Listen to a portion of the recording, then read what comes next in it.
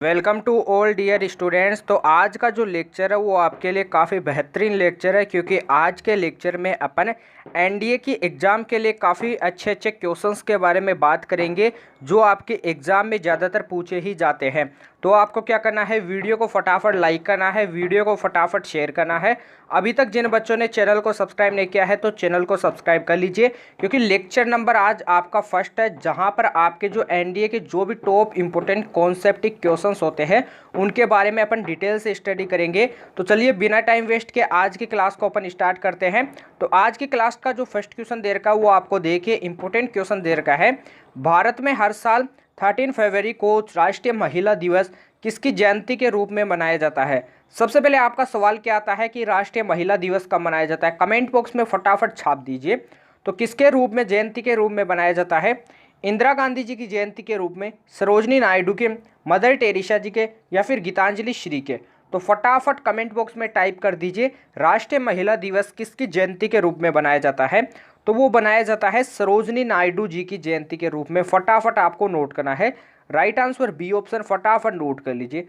आपको बताना है कि भारत की पहली महिला आईपीएस कौन थी, ये भी आपको कमेंट बॉक्स में बताना है। इंपॉर्टेंट क्वेश्चन है जो एग्जाम में काफ़ी बार पूछा गया है। अगले क्वेश्चन पे चलते हैं। अगला क्वेश्चन देखिए, ये भी काफ़ी बेहतरीन क्वेश्चन है एनडीए की एग्जाम के लिए, क्योंकि एनडीए में ऐसे क्वेश्चन काफ़ी बार पूछे जाते हैं। क्वेश्चन क्या दे रखा है इसे देखिए, भारत की पहली महिला मुख्यमंत्री कौन थी, यह आपको बताना है। तो भारत की पहली महिला मुख्यमंत्री कौन थी? आपने नाम तो सुना ही होगा, सुचेता कृपलानी जी। फटाफट नोट कीजिए, कौन थी? सुचेता कृपलानी। कौन सी सन में थी ये भी मैं आपको बता देता हूँ, 1963 में थी। फटाफट नोट कीजिए, यूपी से, इसको भी नोट कर लीजिए। काफ़ी बेहतरीन क्वेश्चन है, इसको इंपॉर्टेंट लगा लेना है। अगले क्वेश्चन पे चलते हैं। अगला क्वेश्चन देखिए, जो सेकंड नंबर का क्वेश्चन दे रखा है इसे आपको देखना है। भारत में कौन सा एकमात्र राज्य है जहां सामान्य सिविल कोड लागू है, यह आपको बताना है। तो ऑप्शंस क्या दे रखे हैं? लखनऊ, मध्य प्रदेश, उत्तर प्रदेश, या फिर गोवा? तो सबसे पहले मैं बता देता हूं, आपका जो एकमात्र जो राज्य है वो कौन सा है? गोवा है, जहां पर आपकी सामान्य सिविल कोड लागू है, यह आपको पता होना चाहिए। काफ़ी बेहतरीन क्वेश्चन है, एग्जाम में भी काफ़ी बार पूछा गया है, लास्ट ईयर भी आपके काफ़ी बार पूछा गया था, इसलिए आपके एनडीए के लिए काफ़ी बेहतरीन क्वेश्चन हो जाता है। तो आपको क्या करना है, इस क्वेश्चन को ध्यान से देखना है। कमेंट बॉक्स में आंसर को टाइप कर दीजिए, जहां से आपके भी माइंड में इस क्वेश्चन का आंसर क्लिक हो जाए। अगला क्वेश्चन देखिए, दिसंबर 1916 में इंटरनेशनल कांग्रेस और इंडियन मुस्लिम लीग दोनों ने अपना अधिवेशन कहां आयोजित किया था, यह आपको बताना है। ए ऑप्शन अलीगढ़ में, बी ऑप्शन इलाहाबाद में, सी ऑप्शन लखनऊ में, या फिर डी ऑप्शन लाहौर में? तो मैं आपको बता दूं, 1916 में इंटरनेशनल कांग्रेस की जो मुस्लिम जो लीग हुआ था उसका अधिवेशन कहाँ आयोजित हुआ था? लखनऊ में हुआ था। फटाफट नोट कर लीजिए, right answer C option. Now अगले क्वेश्चन पे चलते हैं। अगला क्वेश्चन देखिए, इंपॉर्टेंट क्वेश्चन है। सिंधुवासियों द्वारा सर्वाधिक प्रयुक्त करने वाली जो धातु थी वो कौन सी थी, ये भी पता होना चाहिए। वो कौन सी थी? कांसा थी। फटाफट नोट कीजिए, क्या थी? कांसा। मैंने आपको काफ़ी बार ये क्वेश्चन करवाया हुआ है, आपकी जो पिछली जो क्लास थी उसमें भी काफ़ी बार ये क्वेश्चन आया है, एग्जाम में भी पूछा गया था। कालीबंगा से रिलेटेड क्वेश्चन पिछली बार आपकी एग्जाम एनडीए में पूछा गया था। तो आपको क्या करना है, मोहनजोदड़ो, हड़प्पा और लोथल से भी जो क्वेश्चन बनते हैं उनको भी आपको नोट करना है। अगला क्वेश्चन देखिए, दिल्ली में किनके राज्य के प्रवेश के अवसर पर एक बम फेंका गया था, यह आपको बताना है। तो ऑप्शंस आपको नीचे दिए हुए हैं, फटाफट आपको नोट करना है। लॉर्ड कार्जिन, या फिर लॉर्ड मियो, या फिर लॉर्ड मिंटो, या फिर लॉर्ड हार्डिंग? तो मैं बता दूं, दिल्ली में जो कौन थे जिनके प्रवेश के अवसर पर एक बम फेंका गया था, वो थे आपके लॉर्ड हार्डिंग। कौन थे? Lord Hardinge. फटाफट नोट कीजिए, राइट आंसर डी ऑप्शन। अगले क्वेश्चन पे चलते हैं। अगला क्वेश्चन देखिए फटाफट। अगला क्वेश्चन क्या दे रखा है इसे देखिए। क्वेश्चन दे रखा है अगला, प्रथम विश्व युद्ध दौरान भारत में जो आंदोलन लोकप्रिय हुआ था वह कौन सा आंदोलन था, यह आपको बताना है। तो क्वेश्चन काफी इंपॉर्टेंट दे रखा है, इसे आपको नोट करना है। ए ऑप्शन दे रखा है स्वदेशी व बहिष्कार, बी ऑप्शन है होम रूल, सी ऑप्शन है अलगाववादी, डी ऑप्शन है स्वराज पार्टी? तो मैं बता दूं, वो आपका कौन सा लोकप्रिय आंदोलन था? वो आपका था होम रूल। कौन सा था? Home rule. ये आपके 1916 ईस्वी का क्या है आंदोलन है, फटाफट ये भी आपको नोट करना है। बेहतरीन क्वेश्चन है, इसे आपको नोट करना है। स्वराज पार्टी के अध्यक्ष कौन थे, ये भी आपको बताना है, फटाफट नोट कीजिए। काफ़ी इंपॉर्टेंट क्वेश्चन है, एग्जाम में भी काफ़ी बार पूछा गया है। अगले क्वेश्चन पे चलते हैं। पीतल निम्न धातुओं का मिश्रण है, ये आपको बताना है। तो मैंने आपको बताया था कि पीतल कॉपर प्लस जिंक मिश्रण धातुओं का मिश्रण है, फटाफट नोट कीजिए।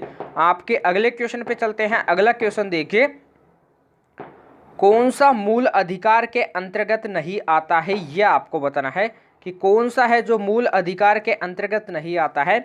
स्वतंत्रता, संपत्ति या फिर समानता या फिर शोषण विरुद्ध, आपके कौन से आर्टिकल के तहत आते हैं ये भी आपको पता होना चाहिए।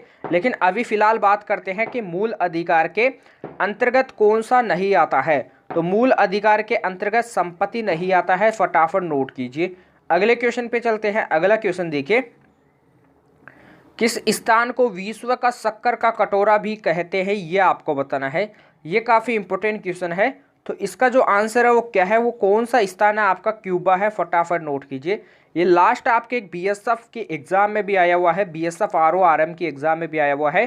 तो आपको क्या करना है, इंपॉर्टेंट लगा लेना है, क्योंकि एनडीए में भी आपको छपा हुआ मिलेगा, क्योंकि एनडीए में प्रीवियस ईयर क्वेश्चंस भी ज़्यादातर पूछे ही जाते हैं। तो आपको क्या करना है, इसको इंपॉर्टेंट क्वेश्चन लगा लेना है। अगले क्वेश्चन पे चलते हैं। अगला क्वेश्चन देखिए, आपको दिया हुआ है बेहतरीन क्वेश्चन, फटाफट देखिए। क्वेश्चन क्या देर का है, भारत का संविधान कब लागू हुआ था, ये आपको बताना है।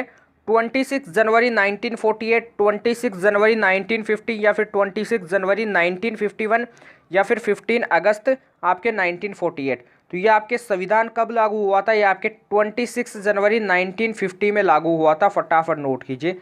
इस दिन क्या बनाया जाता है ये मैं बता देता हूँ आपको। 26 जनवरी को बनाया जाता है गणतंत्र दिवस। क्या बनाया जाता है, गणतंत्र दिवस बनाया जाता है, गणतंत्र डे बनाया जाता है, फटाफट नोट कीजिए। संविधान को बनने में जो समय लगा था वो कितना लगा था, ये भी आपको पता होना चाहिए। तो संविधान को बनने में जो समय लगा था, कमेंट बॉक्स में फटाफट टाइप कर दीजिए। बनने में समय कितना लगा था, 2 ईयर, 2 साल 11 महीने और आपके कितने दिन लगे थे, 18 दिन लगे थे, फटाफट इसे आपको नोट करना है। अगले क्वेश्चन पे बात करते हैं। संविधान को हमने कब अपनाया था, ये भी आपको पता होना चाहिए। तो संविधान को हमने कब अपनाया था, 26 नवंबर, फटाफट नोट कीजिए। 26 नवंबर 1949 को हमने संविधान को अपनाया था। तो 26 नवंबर को कौन सा डे बनाया जाता है, संविधान दिवस बनाया जाता है। कौन सा डे बनाया जाता है, फटाफट नोट कीजिए, संविधान दिवस बनाया जाता है। संविधान सभा के अध्यक्ष कौन है, ये भी आपको बताना है। ड्राफ्टिंग कमेटी के अध्यक्ष कौन है, ये भी आपको बताना है। ड्राफ्टिंग कमेटी के अध्यक्ष थे भीमराव अंबेडकर जी, डॉक्टर भीमराव अंबेडकर जी, फटाफट आपको नोट करना है। अगले क्वेश्चन पे चलते हैं। अगला क्वेश्चन देखिए, आगा खान कप किस खेल से संबंधित है, ये आपको बताना है। ऑप्शंस दिए हुए हैं, फुटबॉल, क्रिकेट, टेनिस या फिर हॉकी। तो मैं बता दूं, सबसे पहले अपन बात करते हैं किन के बारे में। तो सबसे पहले जो आपका आगा खान जो कप है वो आपके हॉकी से संबंधित है, फटाफट नोट कीजिए। अब अपन बात करते हैं कि इनमें कौन कौन से कप आते हैं। सबसे पहले फुटबॉल में कौन कौन से कप आते हैं अपन बात करते हैं। तो फुटबॉल में कौन सा आता है, सबसे पहले आपका आता है मेड्रिका, फटाफट नोट कीजिए। दूसरे नंबर पर आपका कौन सा आता है, ड्यूरेंट कप आता है, इसे भी आपको नोट करना है। क्या आता है, ड्यूरेंट कप। ये क्या है, काफ़ी इंपॉर्टेंट क्वेश्चन है। अब अपन बात करते हैं क्रिकेट के बारे में। तो क्रिकेट में कौन कौन से अवार्ड आते हैं आपके, फटाफट नोट कीजिए। तो क्रिकेट में सबसे पहले क्या आती है, आपकी संतोष ट्रॉफी आती है। क्या आती है, संतोष ट्रॉफी आती है। सेकंड नंबर पर क्या आती है, सीजर कप आता है। क्या आता है, सीजर कप आता है। सीके नायडू कप किस में आता है, ये आपको मैं बता देता हूँ। सीके नायडू, सॉरी, आपके ये क्रिकेट में नहीं आते, ये आपके फुटबॉल में ही आते हैं। थोड़ा इसमें मिस्टेक हो गया, फुटबॉल में ही आपके संतोष ट्रॉफी आती है, सीजर कप आता है, मेड्रिका कप आता है, ड्यूरेंट कप आता है, चारों आते हैं। क्रिकेट के बारे में अपन अब बात करते हैं। तो क्रिकेट में काफ़ी सारे आते हैं आपके। सबसे पहले क्या आता है, आपके रणजीत ट्रॉफी आती है। क्या आती है, रणजीत ट्रॉफी। फिर क्या आता है, ईरानी कप आता है, फटाफट नोट कीजिए। फिर क्या आता है, सीके नायडू कप आता है। क्या आता है, सीके नायडू, फटाफट ये भी नोट करना है। और एक आपके क्या आते हैं, विजय हजारे आते हैं, फटाफट नोट कीजिए। विजय हजारे भी आपका एक प्रकार का ट्रॉफी कप होता है, तो नोट करना है। टेनिस के बारे में जो भी आपको आता है कमेंट बॉक्स में फटाफट आपको टाइप करके बताना है। यहाँ से भी क्वेश्चन काफ़ी बार पूछे जाते हैं। अगले क्वेश्चन पे चलते हैं। उससे पहले जिन बच्चों ने अभी तक वीडियो को लाइक नहीं किया है तो फटाफट वीडियो को लाइक कीजिए, फटाफट वीडियो को शेयर कीजिए। अभी तक जिन बच्चों ने चैनल को सब्सक्राइब नहीं किया है तो चैनल को सब्सक्राइब कर लीजिए, क्योंकि आप सभी बच्चों को भी पता है कि वीडियो बनाने में काफ़ी मेहनत होती है। तो एनडीए की एग्जाम के लिए जो आज आपका जो लेक्चर नंबर फर्स्ट है, इसमें अपन ऐसे इंपॉर्टेंट क्वेश्चंस के बारे में बात कर रहे हैं जो आपके एग्जाम में काफ़ी बार पूछे गए हैं। अपन प्रीवियस ईयर क्वेश्चंस के बारे में भी बात करेंगे। तो आपको क्या करना है, चैनल को सब्सक्राइब करना है, वीडियो के साथ एंड तक बने रहना है, क्योंकि इसमें ऐसे क्वेश्चन है जो एग्जाम में ज़्यादातर रिपीट होते ही रहते हैं। तो अगला क्वेश्चन देखिए क्या दे रखा है, ज्ञानपीठ पुरस्कार किस क्षेत्र में दिया जाता है, यह आपको बताना है। तो सबसे पहले अपन बात करते हैं कि ज्ञानपीठ पुरस्कार किस क्षेत्र में दिया जाता है। तो आपको ऑप्शंस जो दे रखे हैं, इन ऑप्शंस को देखिए। सबसे पहले आपको क्या होता है कि ऑप्शन से आपको क्या करना होता है, माइंड में इस क्वेश्चन का आंसर क्लिक करना होता है। तो ऑप्शन आपको ए दे रखा है फिल्म, बी ऑप्शन आपको क्या दे रखा है साहित्य, सी ऑप्शन दे रखा है खेल में, और डी ऑप्शन दे रखा है नन ऑफ दिस। तो सबसे पहले अपन बात करते हैं, तो ज्ञानपीठ पुरस्कार आपके साहित्य के क्षेत्र में दिया जाता है, फटाफट नोट कर लीजिए। अब अपन बात करते हैं ज्ञानपीठ पुरस्कार के बारे में। तो सबसे पहले ज्ञानपीठ पुरस्कार 1965 में किन्हें मिला था, सबसे पहले मिला था 1965 में। और किन्हें मिला था मैं बता देता हूं, किन्हें मिला था, जी शंकर कुरूप जी को मिला था। किन्हें मिला था, जी शंकर कुरूप जी को मिला था, फटाफट नोट कीजिए, कुरूप जी को मिला था। किस भाषा के लिए मिला था ये भी आपको पता होना चाहिए। तो मलयालम भाषा के लिए मिला था। किस भाषा के लिए मिला था, मलयालम भाषा के लिए मिला था, इसे भी आपको नोट करना है। अगले क्वेश्चन पे चलते हैं। ज्ञानपीठ पुरस्कार से रिलेटेड अगला क्वेश्चन क्या आता है कि सबसे पहले ज्ञानपीठ पुरस्कार किस महिला को मिला था, यानी पहली महिला कौन सी है जिन्हें ज्ञानपीठ पुरस्कार मिला था, यह आपको बताना है। तो वो आपकी कौन है, आशापूर्णा देवी जी है, फटाफट नोट कर लीजिए। कौन है, आशापूर्णा देवी, फटाफट आपको नोट करना है। इनको किस भाषा के लिए मिला था ये भी आपको पता होना चाहिए। इनको किस भाषा के लिए मिला था, इनको मिला था बंगाली भाषा के लिए, फटाफट नोट कर लीजिए। बेहतरीन क्वेश्चन है दोनों के बारे में। सबसे पहले पुरुष को मिला था 1965 में शंकर कुरूप जी को मलयालम भाषा के लिए, महिला थी आशापूर्णा देवी जिन्हें मिला था बंगाली भाषा के लिए। अब अपन बात करते हैं लास्ट 2022 में मिला था, किन्हें मिला था, लास्ट 2022 में किन्हें मिला था, ये फटाफट बता दीजिए। 2022 में किन्हें मिला था, दामोदर मोझो को मिला था। किन्हें मिला था, दामोदर मोझो को मिला था, फटाफट मोझो जी को मिला था, फटाफट आपको नोट करना है। कौन सी भाषा के लिए मिला था, ये इंपॉर्टेंट सवाल है। तो कोंकणी भाषा के लिए मिला था। किस भाषा के लिए मिला था, कोंकणी भाषा के लिए दामोदर मोझो जी को क्या मिला था, ज्ञानपीठ पुरस्कार मिला था। कौन सी सन में, 2022 में, फटाफट नोट कर लीजिए। अगले क्वेश्चन पे चलते हैं। अगला क्वेश्चन देखिए, कर्क रेखा निम्न में से किस राज्य से होकर नहीं गुजरती है, ये आपको बताना है। ये भी काफ़ी इंपॉर्टेंट क्वेश्चन है। ऑप्शंस दे रखे हैं, त्रिपुरा से, बी ऑप्शन क्या दे रखा है, गुजरात से, सी ऑप्शन दे रखा है राजस्थान, या फिर डी ऑप्शन ओडिशा। तो सबसे पहले आपकी कर्क रेखा 8 राज्यों से होकर गुजरती है। 8 राज्य आपके कौन कौन से हैं मैं आपको बता देता हूँ। सबसे पहले आपके कौन से राज्य से होकर गुजरती है, गुजरात से। सेकंड नंबर पर गुजरती है आपके राजस्थान से। थर्ड नंबर पर गुजरती है मध्य प्रदेश से। फोर्थ नंबर पर किससे गुजरती है, आपके CH बोल सकते हैं, छत्तीसगढ़ से गुजरती है। और आपके फिफ्थ नंबर पे किससे गुजरती है, आपके फटाफट नोट कीजिए, छत्तीसगढ़ के बाद में झारखंड से गुजरती है। किससे गुजरती है, झारखंड से गुजरती है। फिर किससे गुजरती है, मिजोरम से गुजरती है, फटाफट नोट कीजिए। फिर किससे गुजरती है, त्रिपुरा से गुजरती है। किससे गुजरती है, त्रिपुरा से गुजरती है। लास्ट एंड फाइनल किससे गुजरती है, पश्चिम बंगाल से गुजरती है। किससे गुजरती है, पश्चिम बंगाल से। तो कर्क रेखा त्रिपुरा से गुजरती है, गुजरात से गुजरती है, राजस्थान से गुजरती है, लेकिन उड़ीसा से नहीं गुजरती है। तो राइट आंसर डी ऑप्शन, फटाफट देख लीजिए। अगले क्वेश्चन पे चलते हैं। उससे पहले अपन बात करते हैं कि कर्क रेखा कितने राज्यों से गुजरती है, 8 राज्यों से। लेकिन आपका क्वेश्चन घूम के क्या आता है कि कर्क रेखा कितने देशों से होकर गुजरती है, यह आपको बताना है। तो कर्क रेखा आपके 16 देशों से होकर गुजरती है, ये पता होना चाहिए। जिनमें आपके कौन कौन से देश आते हैं, म्यांमार आता है, बांग्लादेश आता है, चाइना आता है। ऐसे आपके 16 कंट्रीज आती है, फटाफट आपको नोट करना है। म्यांमार, चाइना, बांग्लादेश, ऐसे आपके 16 कंट्रीज आती है। अगले क्वेश्चन पे चलते हैं। उससे पहले आपको बताना है कि शुक्र किन 2 ग्रहों के बीच में स्थित है, यह आपको बताना है कि जो आपका शुक्र ग्रह है वो आपके किन 2 ग्रहों के बीच में स्थित है। वो आपके है बुध ग्रह और पृथ्वी के दो ग्रहों के बीच में स्थित है। फटाफट इसे नोट कर लीजिए, बेहतरीन क्वेश्चन है, ये भी एग्जाम में काफी बार पूछा गया है।